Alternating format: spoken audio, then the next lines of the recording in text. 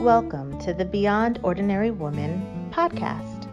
Every 2 weeks, we'll post a podcast version of one of our free training videos, but you can access them now at beyondordinarywomen.org.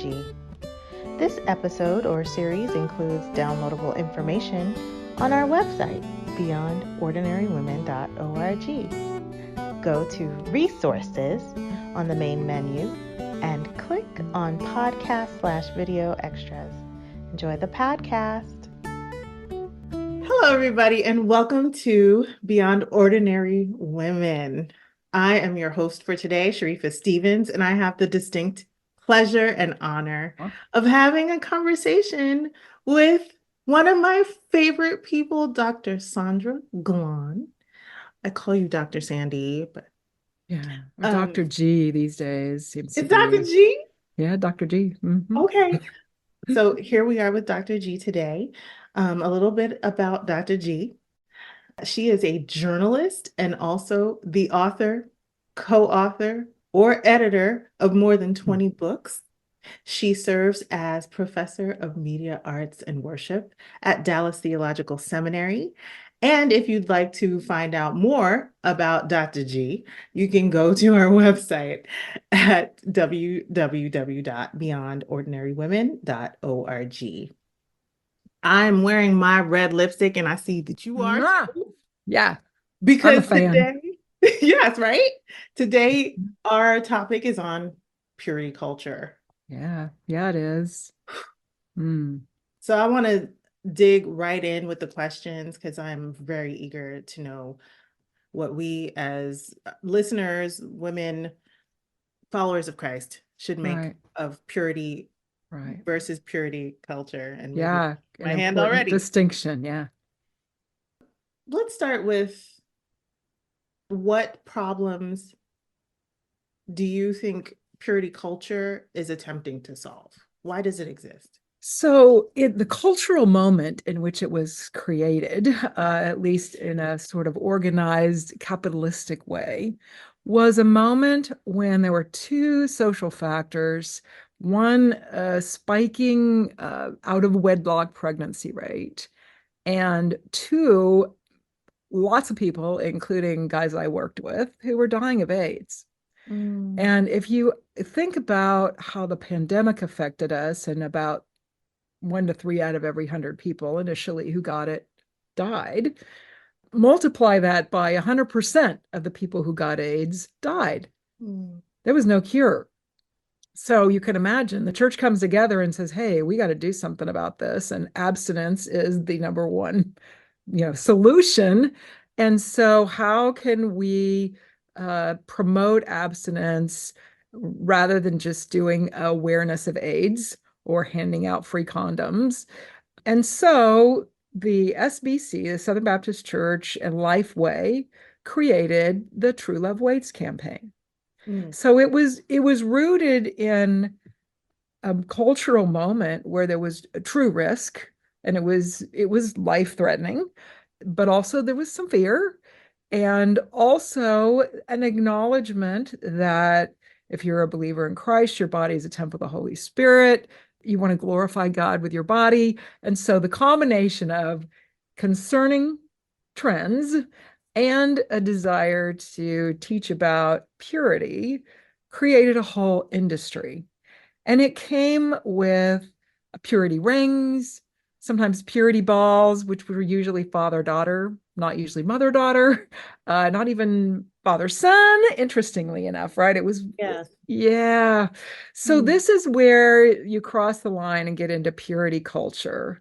And, some of them are signing a pledge, and they're not just saying, I will save my body for marriage and I won't do X, Y, Z. And there's a list of things that your average teen might not even know what that is. But now is curious. What are these things that I have said I'm not going to do? There was at one point on the National Mall in Washington, there was a little flag set up for every person who had taken the pledge. And it just covered the mall, just hundreds of thousands of, yeah. And so that meant that then you get the Justin Biebers and the Selena Gomez's, and so there's a pop culture buy-in, and that makes your favorite young adult sort of audience and younger icons now they're parent approved because they too have taken this pledge. So Mhm. that helps the entertainment industry because they're seeing a huge spike in sales because they have parental approval.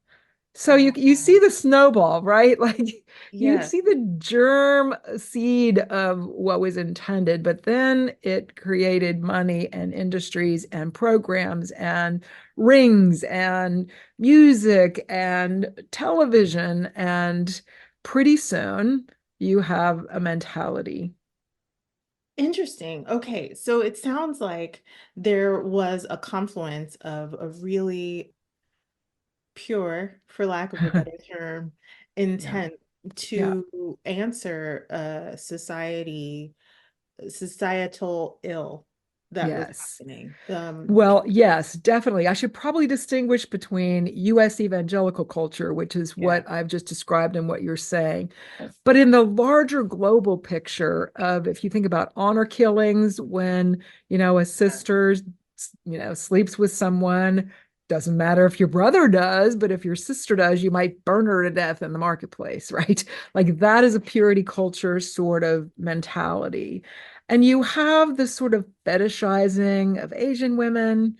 You have, there's sort of a mentality in America that if you're white, you're automatically pure and then it's yours to lose. Right. Whereas yeah, let me just lob it to you. Talk to us a little about what the Black culture is. Well, of course, it's not a monolith, but Right. as Important a distinction. Yeah. right. I just know as a Black girl growing up in evangelical spaces, whenever purity was something that was talked about and aspired to, the examples never looked like me. There's a Mm, complicated relationship between Black women's bodies and sexuality in the yeah. United States since it was legal to assault and rape a Black female body. So the concept of purity with someone who was deemed as property and Mm, was bred for wealth, those two concepts didn't really exist. And then after uh, slavery was abolished, the Black woman's body was still seen as a site of what is feminine and what is not. And so the onus was, and I think it still continues to be on us to prove and prove and prove and prove mm, that our bodies are capable of purity, that we yeah. are respectable.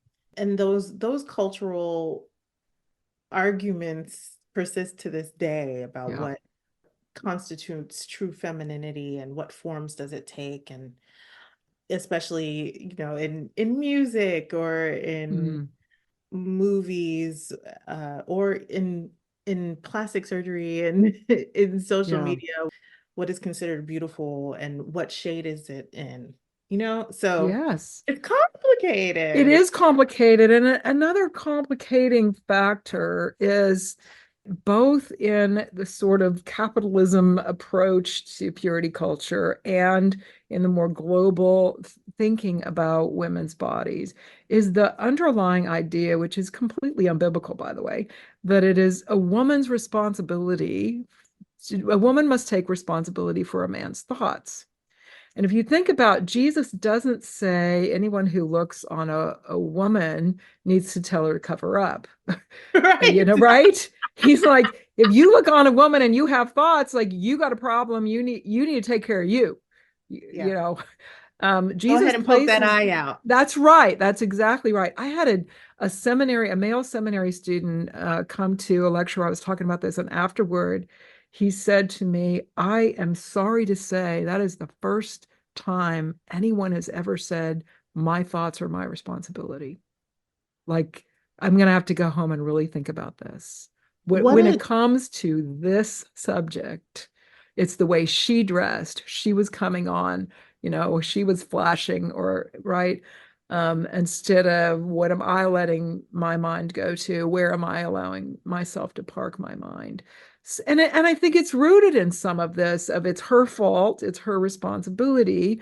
And so that means if you're assaulted, like, what's the first question? What were you What was she wearing? Where wearing? were you? Were you in a compromising place?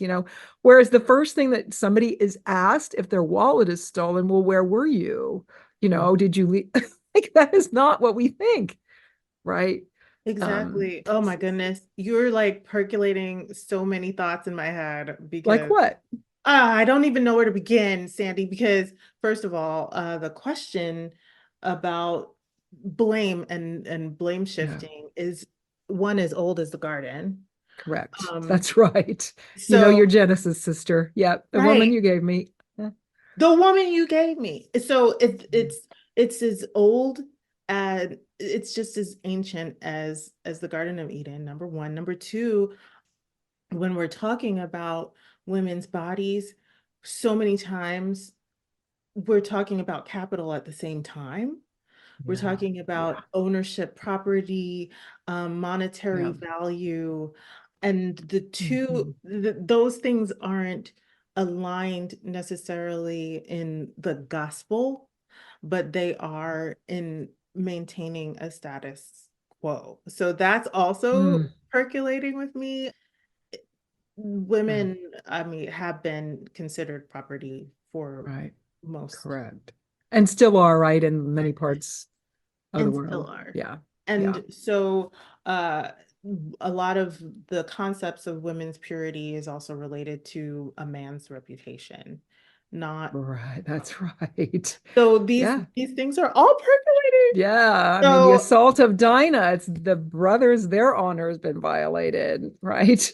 and Yeah. Jacob's silence is is in hopes to get more land and Mm, to obtain yeah. political favor. Right. And where Yeah. is Dinah? Yeah. Yeah. Silent. Right. Yeah. That's right. Or silenced. So, one of the underlying philosophies here is that men's thoughts are evil and uncontrollable, but women's bodies are evil, right? And Mhm. so men's thoughts are pure and impure, but women themselves are pure or impure. And again, our challenge as gospel speaking living people is to challenge that and go, okay, we're not saying purity is bad. God is pure. We're saying love is what we're going for. So Mm, when I get dressed in the morning, I'm not thinking, am I going to be responsible for somebody's sin? I'm thinking, how do I love in mhm. how I dress? In some contexts, I'm not even going to wear fake pearls because they could be misunderstood. But in most contexts, in where I live, nobody's going to think twice because there's so much cubic zirconia and fake pearls Please. that even if you wear real jewels, nobody's going to assume they're real, right? But when I go with my husband to Kenya, I leave my jewelry at home because in the context where I'm going, anything you wear is real Mhm. and it's flaunting. Yeah. And right, so you have to read the room in terms Context of what matters. does love look like here? And what am I trying to communicate? And what am I willing to sacrifice in order to show love? And that's going to look different in every relationship, right? Yes. And what's hard about that is that when you're taking that conversation into specific contexts and individual relationships, there is no hard and fast rule. So you're Correct. to Oh leave no, it that means we have to to walk in the spirit. Are you kidding? Can we or trust to people lean to do into the that? spirit. And it's so much easier It to go is with to make a rules. formula. Yeah, yeah, yeah. It is. And you You were don't have to talking think. about true love weights and this pledge and the merch Yeah, and the balls yeah. are formulas and the Mhm. hope. And I'm sure it was from a really sincere place. And the hope Initially. was, Yeah. okay, Yeah, you know, yeah. I'm You trying. are trying. But the hope was this formula will result in a generation of Oh, yeah. It won't just bring us a generation. It will personally. So here's where the prosperity thinking gets mixed in. If you wait, you're going to have a mind-blowing love life in marriage. All right. So if you give, you put your quarter, well, these days, it's a whole dollar in the Yes. vending machine, you're going to get something back. Mhm. And it won't be the satisfaction of knowing you loved or, the pure in heart will see God. These are not the things that were used to motivate. It was mind-blowing love life. Mhm. So then you have the jadedness that comes from, the one thing I had to do in my relationship with I'm not talking about myself. I'm talking about the Right. thinking is if I go into marriage, as long as we waited, everything else is going to fall into place. Yes. Not did we choose well? Did we communicate well? Did we get good counsel? Did we care about the community? No. Here's the bottom line. If we do this thing, we'll be happily married, we'll be far above everybody else, and we'll have our minds blown. And then you get into marriage and discover that even in your private love life, you must learn to be selfless. You must Right. learn to give. You must learn to love. You must learn to be kind. And it's not just handed to you. And so then people feel like God didn't deliver. So Right. there's that whole thing. And it wasn't But God's formula in the first exactly, place. exactly. But exactly. In fact, then if you have differences of desire, a lot of times couples are thinking the reason we have differences in desire is because the church jaded me on this, Mm. right? I mean, there's so many ramifications of what it contributes to. And how can you know? There's really no way to solve for X because you can't go back and find out would this be the dynamic here, even if things had been different, right? Right. And people only solve for X when they think that there is a formula to success in Correct. spirituality and in marriage. And the fact is, it's a lot more complicated than that. And Yeah. thank God, because Right. I am for good news. And if the Yeah. gospel Yeah. is good news for us all, then it has to be good news for people who didn't sign a pledge, Right. who That's are right. assault That's and right. rape survivors, who Right. are incest Oh yeah. survivors as Yeah. well. And there's just not a Yeah. lot of room for survivors in this Correct. rubric. Correct. There has to be room for the Dinahs There does.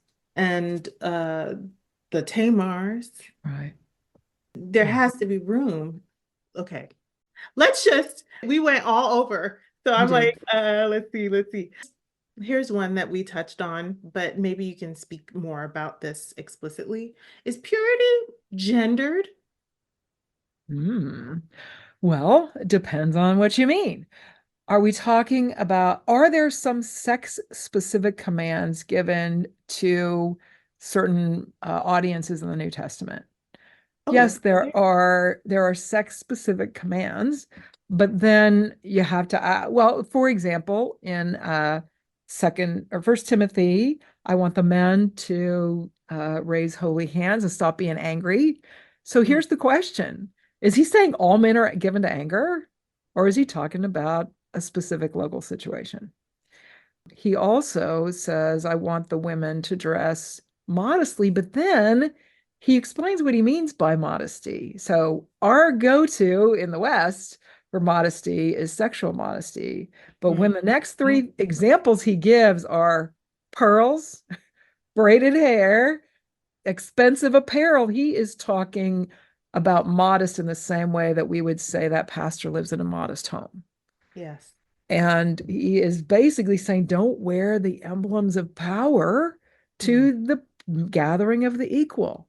mm. You're supposed to clothe yourself in kindness. So to So wait, are extrapolate, you saying that wait, purity is wait, more than wait, just sexual? wait, wait. Right. Yeah, yeah, yeah. Yes. So the challenge is you can see even what we've done with scripture. We've Yes. taken a couple of different mentions of modesty And since they're directed to the women in the congregations Paul or Peter are addressing, then we think that it's on all women to be sexually modest. And we have to pull the camera back on the passages and go, well, he's talking about wealth and abusing wealth. Mm. And is that true in every church and every culture? It's not. Right. It is But absolutely true in our context. In but it our is absolutely true in our context. And boy, I've sure heard a lot more about how low your neckline is than I have heard about what you drive and put in the church parking lot, because that Yep. would really step on some toes. And the goal is not to judge people for that either. It's to say love. And in some contexts, it's going to mean you drive something that you wouldn't drive somewhere else. Right. Okay. So I love this because you took it in a different direction than I was intending, because I was just noticing in all of the purity culture in the United States, purity culture context leaves a lot of boys and men out. Oh, yeah. Okay. Okay. I see what you mean. Yes. So one of the factors is that women sort of are taught is that if the husband has a wandering eye, then it's up to her to be his personal, well, asterisk in the O, pern queen. Mhm. And it's her fault if she's not, quote, keeping him at home. See, again, you can see the blame shifting. Instead of saying, Yep. hey, men have agency, they've got lots of agency, they can make choices, they can walk away, they can control their brains. We teach men can't control their brains, therefore it's on women to keep them at home. It's women's fault if they, quote, let themselves go. It's blame Yes. on the female and taking the responsibility off the male. And almost nothing is said. It's true that boys were involved in the virginity pledges, but it's much more focused on, as I mentioned, father daughter. You don't have mother son banquets about this, right?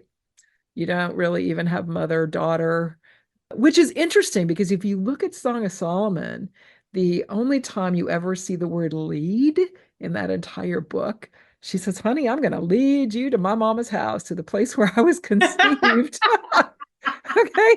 So, The circle of life. circle of life. And something else you see in Song of Songs is the woman is initiating, whereas often it gets taught that the women are responders, men are initiators. That is right out of Greek gender thinking from the fourth Yes. century BC. That is not out of Genesis and Jesus. And so some of our thinking about sexuality is very steeped in the Greek world and in Aristotle's views of women being undercooked and men being, it's like a cookie.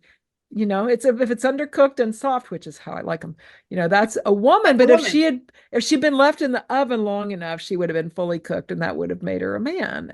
And that sort of underlying thinking about women, sort of as second class, but also responsible for men's behavior. And another cultural factor that comes in here is after the Industrial Revolution, you have the movement of the family from an agrarian society where pretty much, the family and the household, right? And those who are assisting the household were all doing the agrarian thing together. And when the factories come along, then it becomes a mark of having arrived to have the woman at home with the children and the Mhm. father going off to the factory. Now, that was not the case in actuality for most of the population, but it became a mark of having arrived socioeconomically. Yes. And so we again start thinking that as God's ideal and start reading something like wives should be workers at home, when the emphasis on that is workers at home. Everybody's at home in that world, right? It's saying be hardworking, be industrious. Proverbs 31 woman is selling belts and real estate, like she's a mover and a shaker out in the marketplace. Yes. But we don't read it that way. We read it through idealizing dad at the factory, mom at home with the kids.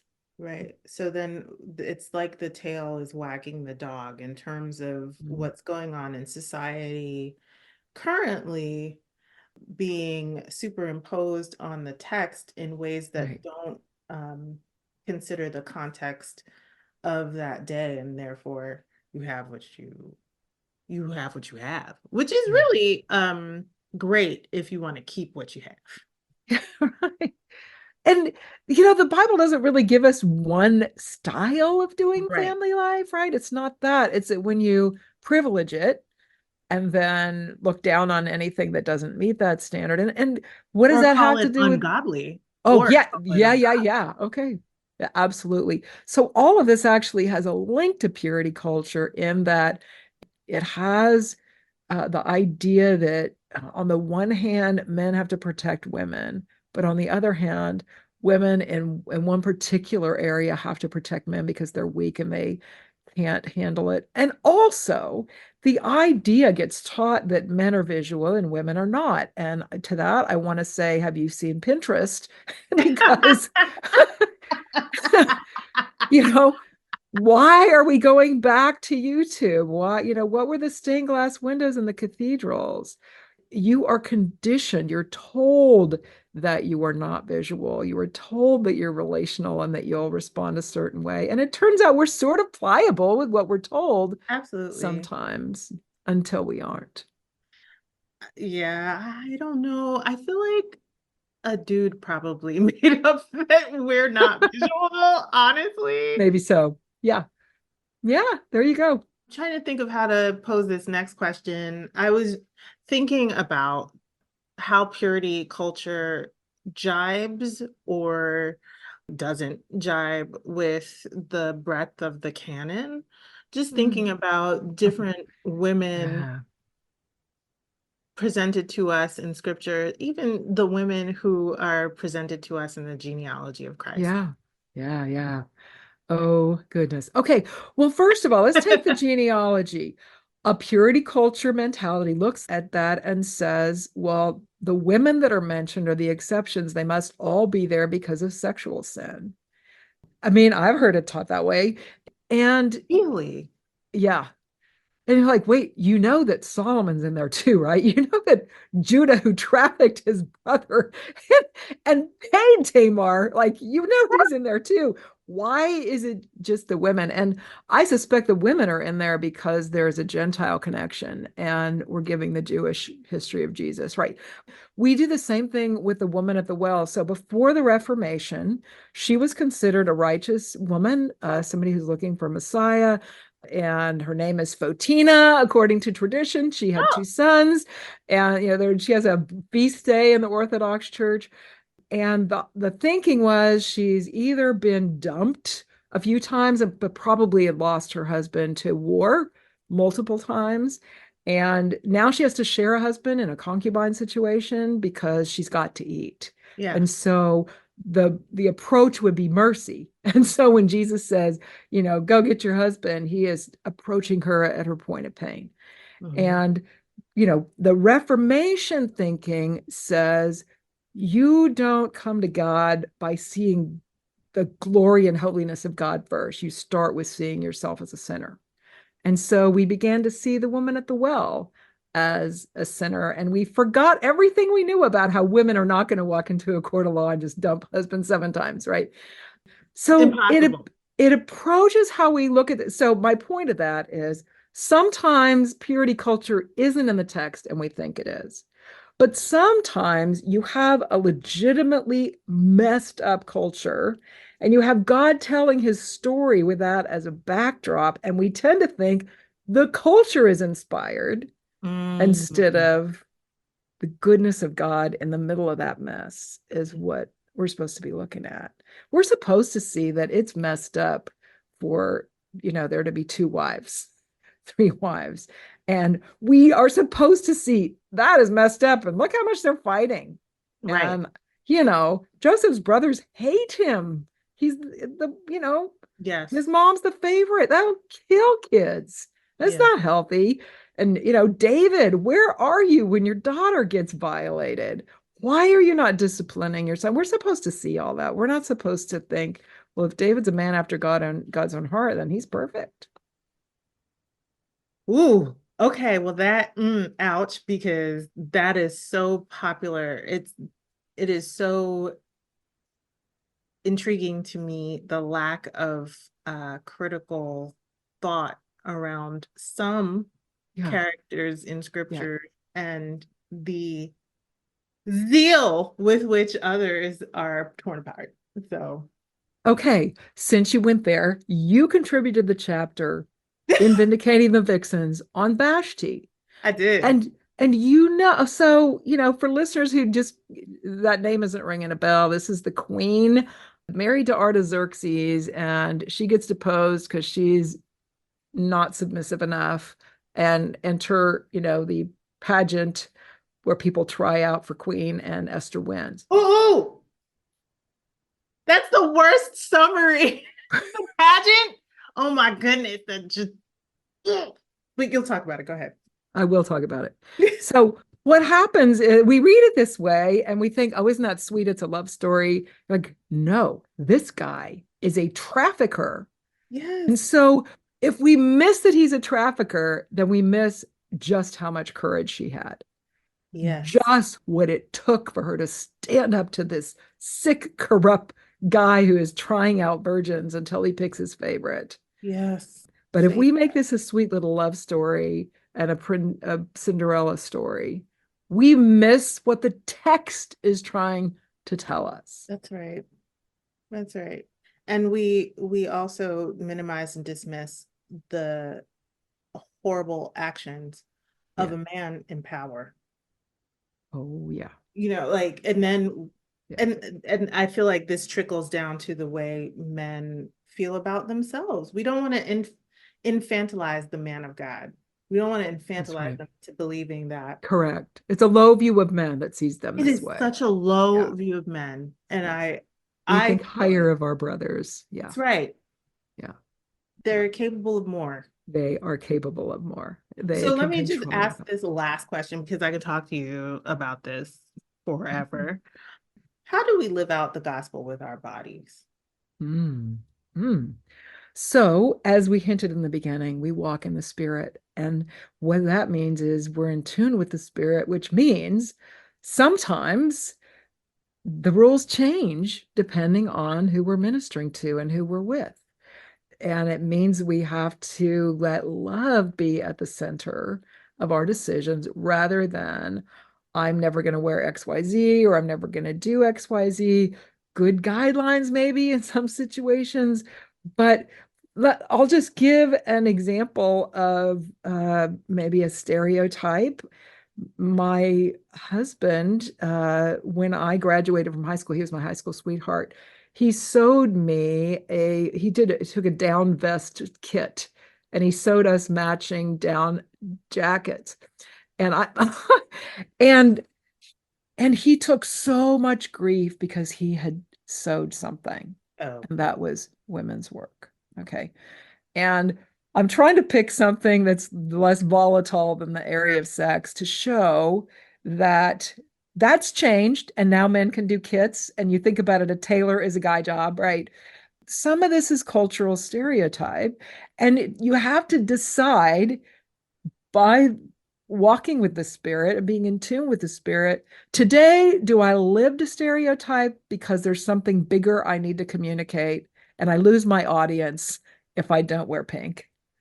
mm, Or today, do I dress like a lumberjack and because I love Jesus, yeah. because I what does it look like to be Jesus-y in this situation?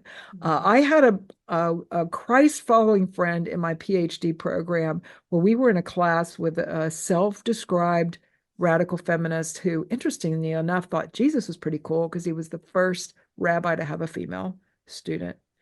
And this student, whenever she walked into class, removed her red lipstick because Mm. with that teacher, it was an obstacle. Yeah, Wow. that's what I'm talking about. Should you not wear red lipstick? We're wearing it today. It's Right, fine in some contexts. But right. she knew her audience and love meant I don't want the lipstick to get in the way of her seeing Jesus' love in me. So today Yeah. it's coming off at the beginning of class. That's what we're talking about when it comes to what we do with our bodies. Our Mm-hmm. bodies are the temple of the Holy Spirit. We offer our bodies on the altar to God. We're living sacrifices to God, but there is no one size fits all in terms of what that means on a day-to-day basis. Enough said. I feel like that's a wonderful way to end our talk today, that we lead with love and Yeah. context. Thank you so much, Dr. Thank you. G.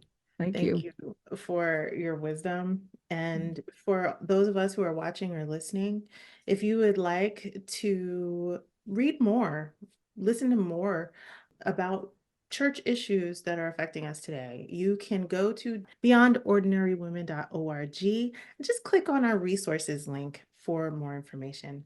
And for now, I just want to thank you for tuning in. Again, Sharifa Stevens, talking with the wonderful, indomitable Dr. Sandra Glahn. Thank you, guys. Thank you. Love you, sister. Thanks for listening to the Beyond Ordinary Women podcast. You can find more podcast episodes and other resources for leaders by going to beyondordinarywomen.org. This podcast is produced by Beyond Ordinary Women Ministries.